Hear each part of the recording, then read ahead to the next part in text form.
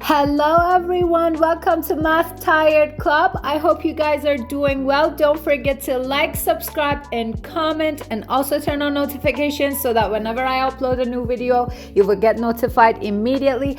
Also, please do share the videos with your friends if you find them helpful. It is going to make me so happy. I'm so happy to be here. And today we're going to talk about graphing exponential and log functions using translation and transformation. Guys, I have to tell you that I also have like a video explaining what translation and transformation is and how we use it in order to graph different functions. I'm going to link it here and you can like press on it and watch it. It's totally recommended. I'm going to be back with my first example in 2 seconds. So ta-da, I'm back with the coordinate plane, of course, and my example. So X and Y. So guys, listen, if I want to graph this exponential function with translation and transformation, the very first thing I need to do is that I have to have the parent function. What is the parent function? The simplest form of this function that we have. It means without this 3 getting multiplied by it, without this 1 getting subtracted, and without this 4 getting added by it, okay? So the simplest form of this function is going to be y is equal to 2 to the power of x. Do you agree with me? Okay, so in order to graph this, I'm going to list some numbers for x, okay? And 3 is going to be enough for me, honestly, if I know like how the graph moves. But I'm going to have like 4 numbers for you to see how the graph is actually moving. And you understand the movement of the graph way better with more numbers. But then later when you want to graph it yourself, you don't need to go for 4. You can just go with 3 or 2 or something like that, okay? So 2 to the power of negative 2 is going to be 1 over 4. 2 to the power of negative 1 is going to be 1 over 2. 2 to the power of 0 is 1. And 2 and 4. Is that right? Okay. So I'm going to graph the parent function. So an exponential function is a form of like a curve function, okay? And it's going to be like this. Let me graph it. So the points are, let me see.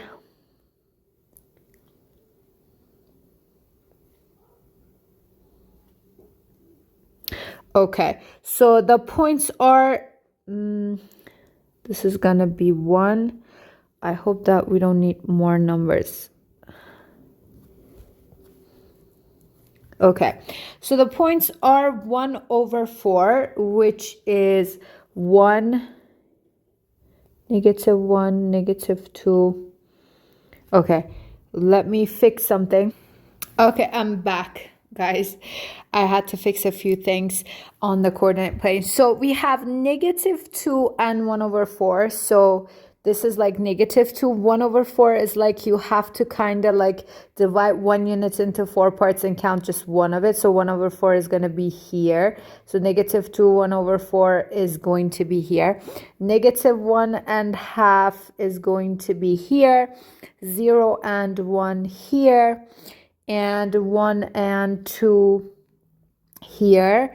And 2 and 4 is gonna be here. Okay, so then I'm gonna plot the points in form of a curve. I hope that this goes well. Oh yeah, perfect. Okay, so yeah, this is the parent function. Okay, then I'm gonna move step by step. Then I'm gonna go for the next one. Okay, so the very first thing is this, that I have to write what kind of translation and transformation do I have here. So the thing is that I have to start with inside the parentheses. So the next function is going to be y is equal to 2 to the power of x minus 1. It's a horizontal translation. Translation is in a form that the form of the graph itself doesn't change. It just moves. So it's a kind of a horizontal translation. So it's horizontal translation. And it's 1 unit to the right. I have explained all these in that video. I recommend you to watch it. So because shortly, if I say if it's getting subtracted, the subtraction is in the formula, so it's going to get added, so it's going to move to the right, okay? That's the brief explanation of it. So the changes are for the x's because -1 is written next to x. I'm going to copy all my y's from the previous chart. I don't care about what they are. I'm just going to copy them, and I'm going to add 1, okay, to all my x's. So -2 plus 1 is going to be -1, 0, 1, 2, and 3, okay? So that's my next graph. I'm going to graph it for you to see it here.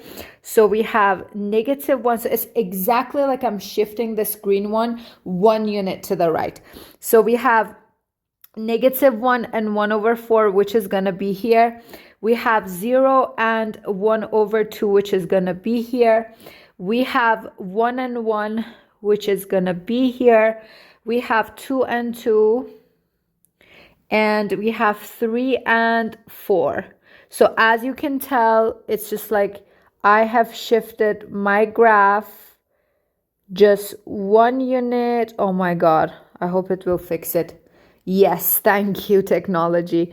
So yeah, I just shifted that. I know they look a little bit different, but that's because I'm drawing it with my hand. I can use GeoGebra at the end of the video if you want to, but then the whole thing is like this. I will use it. So look, then the next part, we have to go by the order of operation. So the next step is doing multiplication or division. So it's the 3 is getting multiplied by it. So I'm gonna have, wait. I'm gonna have, so the thing is that it's getting multiplied by 3. Am I right? So what's going to happen if it's getting multiplied by 3? So is it going to be like a compression or a stretch? We said that if the absolute value of the number is more than 1, then it's like vertically we are stretching our graph, right? So it's like we're making the y's bigger and bigger. So it's like vertically we're stretching the graph. It's like, for example, I don't know, like I weigh like 54 kilograms, for example, 55 kilograms. So if you times my height by 2, what's going to happen? I'm going to look stretched, right? I'm going to look thinner. Am I right? So that's the thing that is happening here. So it's going to be like a vertical stretch by 2. Guys, you're beautiful anyways, okay? Don't think about stretching yourself. Don't think about these things, okay? So then the changes are for the y, so I'm gonna copy all the x's from the previous chart because the 3 is getting multiplied by the y's. And I'm gonna multiply all my y's by 3. So it's gonna be 3 over 4, it's gonna be 3 over 2, it's gonna be 3, and it's gonna be 6, and it's gonna be 12, okay? So I'm gonna go with this, and I'm gonna graph it. So the first point is -1 and 3 over 4. So -1 and 3 over 4 is just like over here. It's like dividing 1 unit into 4 parts and counting 3 of it. So it's gonna be over here. The next one is 0 and 3 over 2, which is 1 and 1 half. So it's going to be 0 and 1 half, which is over here. The next one is 1 and 3, which is over here. The next one is 2 and 6. So that's going to be 4, 5, 6. And it's the next one is 3 and 12. So this is 3 and I guess 12 should be here. Am I right? 6, 7, 8, 9, 10, 11. Oh, 12 is like it a little bit on the top. Okay, so let's say that here is 12. So, okay. You know what I'm talking about, right? So then I'm going to graph it. We're going into air. So with a little bit of help of the technology. Yeah, that's good enough. So I'm gonna have this over here. As you can tell, it's kind of like we have stretched the graph. And for the last part, which is over here, I'm gonna have the last part, which is getting added by 4. So it is going to be, again, the changes are for the y's, as you can tell. So it's going to be a vertical translation because the shape of the graph is not changing. This was a transformation, the blue one, because the shape of the graph changed. But this is like a vertical translation. And it's 4 units up. Okay, I don't know where we should go on the 12 part, but then it's okay. So let's go x and y. So the changes are for the y's, -1, 0, 1, and 2. And we have to add 4 to all our y's, okay? So 3/4 plus 4 is going to be 16 plus 3, which is 19/4. And 3/2 plus 4 is going to be 8 plus 3, which is 11/2. 3 plus 4 is 7. Oh, I have the problem of the magnet. So it's going to be 7. -1, 0, 1, 2, and 3. Okay. So 6 plus 3 is going 6 plus 4 is going to be 10, and then 12 plus 4 is going to be 16, which we don't have on the graph. It's fine though. So let's go and graph it, guys. I'm gonna do it with red. So 19/4, we have to say approximately where that is. So it's like we have to divide 19 by 4, which is gonna be, so it's gonna be like 4 and 3/4, because 4 times 4 is just like 16, and then 16 minus 19 is gonna be 3/4. So it's like 4 whole units and 3/4. So it's -1 and 4 and 3/4. So 1, 2, 3, 4, and 3/4 is going to be over here. Let's say that's the first point. So it's like you're shifting the blue function like 4 units up. So we have 0 and 11/2. So 11/2 is just going to be like 5 and 1/2. So 5.5. So 0 and 5.5 over here. 1 and 7, which is over here. And then we have 2 and 10, which is over here. And then we have the other one, which I'm not gonna do, guys, because it's gonna go over my page. So the shape of the graph. Oh my God, technology betrayed me. So wait.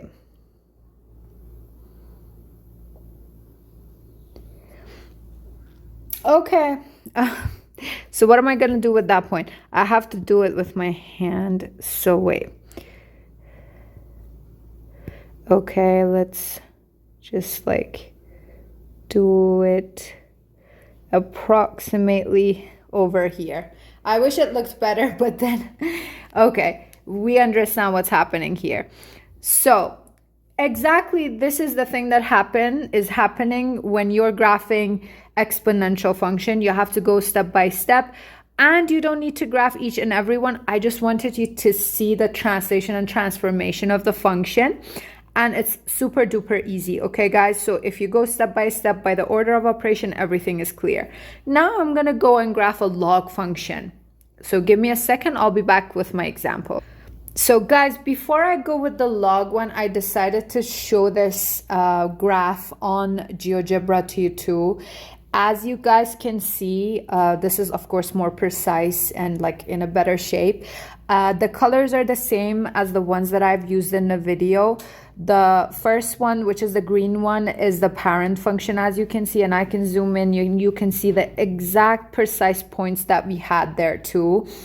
And then the pink one is the next one, which was like a horizontal translation 1 unit to the right. You can see that the green one has been shifted 1 unit to the right, as you can tell. And then we have the blue one, which is like a vertical stretch by 3, which, as you can see, it's like we have kind of like made the y's bigger on the graph and we have stretched it. And the last one, which was the red one, it was like we have kind of like shifted the blue one for just 4 units up. And if you find like a point that is more precise on this, for example, this one, the point is 1 and 3, you can see that it's exactly the same but 4 units up. It's just like the one is the same but it's been shifted 4 units up, and now it's on 7, as you can tell. So I decided to show this on GeoGebra to you too. I'm going to do the same thing with log as well. Give me a second, I'll be back with my log example. Okay, ta-da, I'm back with my first example. Okay, so guys, again, you have to do the same thing. You have to write the simplest form of this function. I'm going to write it over here because there is something that I need to do. The simplest form of this function is this: log base 2 of x. Am I right? Without anything getting added by it like the 2, or without anything getting subtracted by it like the 1. So the thing that I have to do in order to graph it nicely and easily is to change it to exponential form. So if I change it to exponential form, it's going to be 2 to the power of y is equal to x. And I have a video on this. You can watch it. I'll link it here, to change the log function into exponential form. So I'm going to write it over here that x is equal to 2 to the power of y. Okay, so over here, isn't it much easier for me to substitute y and get what x is? Yes, definitely. So I'm going to start with -2, -1, 0, 1, and 2. You can just go with 2 or 3 points. That's enough. I just want you to exactly and precisely see how the graph is moving. So 2 to the power of -2 is going to be 1 over 4 again. 2 to the power of -1 is going to be 1 over 2. 2 to the power of 0, 1, 2, and 4, right? Okay. And then I'm going to move step by step. The next step is, so this log getting added by 2. So as you know, it's the opposite because the minus is in the formula, and the translation is for the x because it's next to the x. So it's a horizontal translation. 2 units to the left, because it's getting added, we have to do the opposite. 2 units to the left. So the changes are for the x's or the y's, of course for the x's. So I'm just going to copy whatever the y's are. Oh, I forgot to graph the first function. I'll do it after this one. So the changes are for the x's, and all the x's are going to get subtracted by 2. So 1 over 4 subtracted by 2 is going to be 1 over 4 minus 8 over 4, which is going to be -7 over 4. 1 over 2 subtracted by 2 is going to be 1 minus 4 over 2, so which is going to be -3 over 2. 1 minus 2 is going to be -1, and 2 minus 2 is going to be just 0, and 4 minus 2 is just going to be 2. Okay, I'm going to graph the first function first. So the first function was 1 over 4 and -2, which is here, and it was half and -1, that is here. It is 1 and 0, that is here, 2 and 1 here, and 3, 4, and 2. So it's going to be again a curve like this. So yeah, that's going to be how the graph, the first one's going to look. Now I'm going to go for the pink one. It's -7 over 4. So -7 over 4 is just like 4 and -3 over 4. So it's 1, 2, 3, and 4. And I need more x's. Give me one. So, okay. So this is going to be -1 and 3 over 4. So I have to do it with pink. So -1 and 3 over 4 is going to be over here. And the y is -2. So it's going to be around here. -3 over 2 is just like 1 and 1/2. So, and it's -1. So it's just going to be here. And then I have 0 and 1. And I have 2 and 2. So again, I'm going to plot the points in form of a curve like this. Yeah. Okay. And I'm going to move on to the blue one. So the blue one is going to be the last step, which is log base 2 of x plus 2 minus 1. So as you can tell, the changes are for the y's, of course. So I'm going to copy whatever the x's are. -1, 0, and 2. And I'm going to subtract 1 from all the y's. And what kind of a change is this? Since I don't have enough space, I'm just going to say it. It's like a horizontal translation, 1 unit down. So it's like I have to subtract 1 from all the y's. So it's going to be -3, -2, and -1, 0, and 1. So I'm going to graph the last one, which is -7 over 4, which is 1 and 3 over 4, which is going to be around here, and -3, which is going to go down here. And I have this one and -2, which is going to be around here. And I have -1 and -1 around here, 0 and 0 here. I have 2 and 1, which is around here. I'm going to plot the points in form of a curve. And as you can tell, oh my God, what happened to the corner? It's fine. I'm going to show it on GeoGebra to you too. And as you can see, the graph has been shifted. The pink one has been shifted 1 unit down. So the difference that you see, it's because I'm graphing it like annually, not with like a GeoGebra situation, which I'm just going to do in 2 seconds. Give me 1 second. So guys, as you can see, this is like the GeoGebra one. It's way better. It's just like more precise. So the green one is the parent function, and then we shifted the parent function 2 units to the left. As you can see, it's been shifted 2 units to the left. It was on 1 and 0, and now it's on 0 and 0. And then the pink, the pink one. So yeah, it's been shifted 2 units to the left, and as you can see, it has gotten from 1 to -1, so it's like 1 unit and 2 units. And then we have the blue one, which is the last one, and it's like we have taken the pink one 1 unit down. So as you can tell, this is also there.